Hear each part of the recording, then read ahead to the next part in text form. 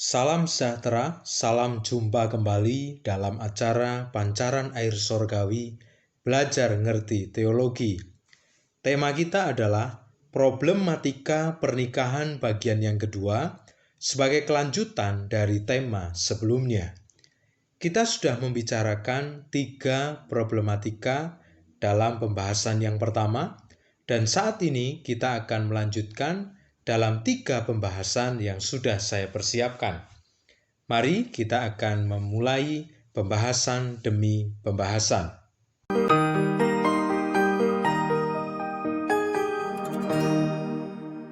Saudara, kita akan memulai dengan problematika yang pertama, yaitu problematika dalam hubungan pasangan pasca nikah. Problematika yang pertama ini meliputi 1. Karakter asli yang negatif mulai nampak. Pada saat menjalin hubungan pranikah, cinta muncul secara penuh, sehingga karakter yang terbaik dimunculkan untuk menyenangkan kekasihnya. Kalaupun ada karakter yang kurang baik, biasanya masih terukur dan pihak yang satunya dapat memaafkan, sebab cinta menutupi kekurangan.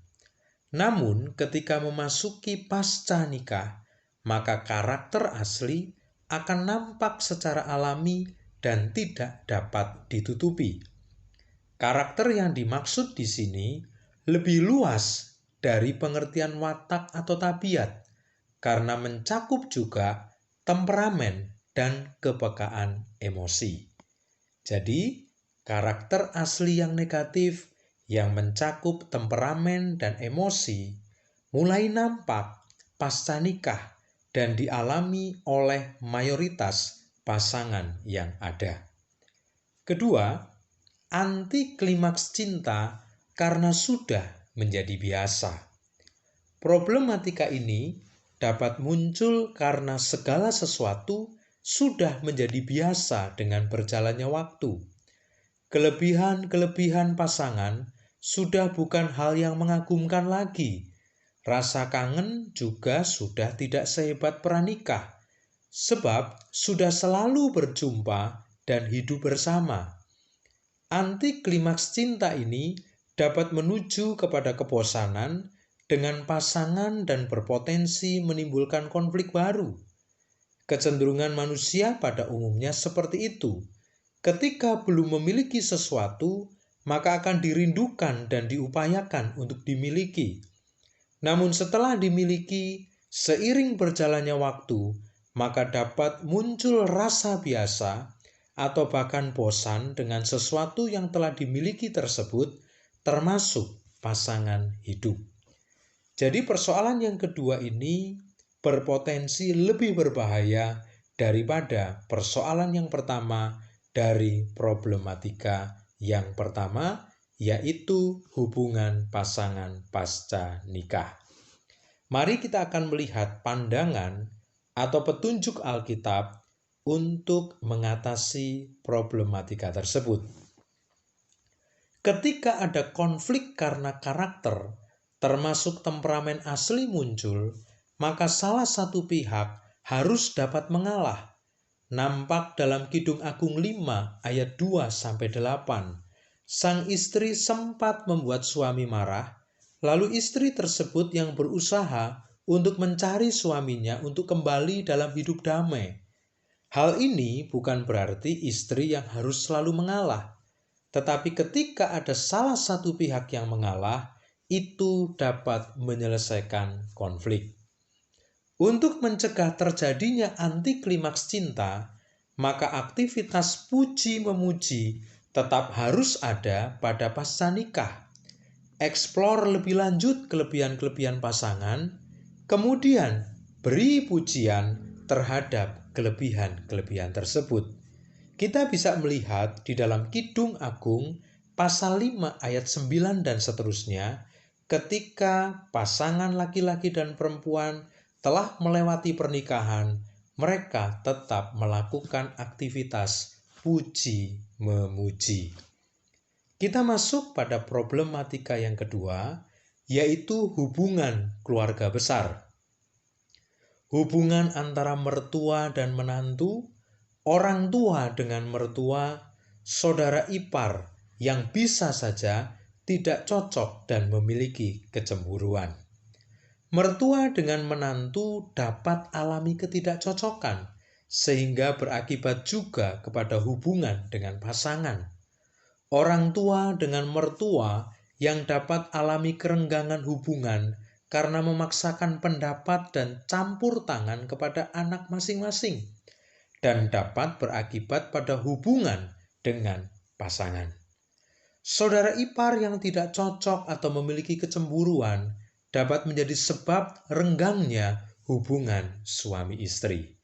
Hal ini tidak bisa dihindari dan bisa terjadi atau dialami oleh mayoritas pasangan yang ada. Oleh karenanya, kita mau melihat petunjuk Alkitab supaya hal ini dapat teratasi. Sebagaimana yang telah kita bahas sebelumnya, bahwa prinsip dasar pernikahan adalah kemandirian dan otonomi dalam keluarga. Kita bisa temukan dalam Kejadian 2 ayat 24, sehingga tidak ada yang dapat intervensi, karena laki-laki sudah minta restu kepada orang tua dan kemudian meninggalkan orang tua dan bersatu dengan istrinya, sehingga keluarga tersebut telah mandiri dan memiliki otonomi. Oleh karena itu, sebaiknya setiap pasangan nikah harus berbeda atap dalam tempat tinggal dengan orang tua atau keluarga besar untuk mencegah atau meminimalisir terjadinya konflik. Kedua belah pihak harus dapat menyadari bahwa setelah menikah, maka orang tua dari pihak manapun menjadi orang tua bersama, sehingga tidak ada istilah lebih membela pasangan daripada orang tua atau sebaliknya. Kita masuk pada problematika yang ketiga, yaitu problem ekonomi.